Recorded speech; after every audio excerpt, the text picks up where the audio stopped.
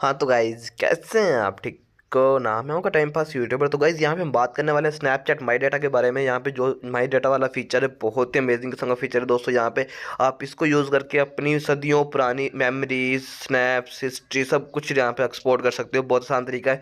Settings में आ जाना है। यहाँ पे आने के बाद आप सबसे नीचे आएंगे तो यहाँ पे आपको सबसे नीचे लॉग आउट से ऊपर माई डाटा का ऑप्शन मिल जाता है दोस्तों। आपने माई डाटा के ऊपर जैसे ही आएंगे तो यहाँ पे आने के बाद आपको यहाँ पे अपनी ईमेल और पासवर्ड डालना पड़ता है जिससे आपने लॉगिन किया होता है।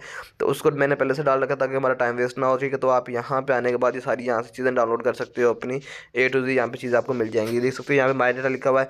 उसके बाद डेटा अवेलेबल, जो डेटा यहाँ पे अवेलेबल होता है वो यहाँ पे नेम, यूज़र नेम, सब चीज़ें यहाँ पे लिखी हुई है। ठीक है, मेंशन है।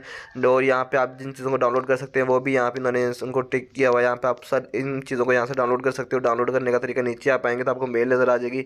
आपने मेल को कन्फर्म करना है, यहाँ से डेट को सिलेक्ट करना है। जैसे ही आप डेट सेलेक्ट करेंगे तो आपने रिक्वेस्ट को सबमिट कर देना है तो आपको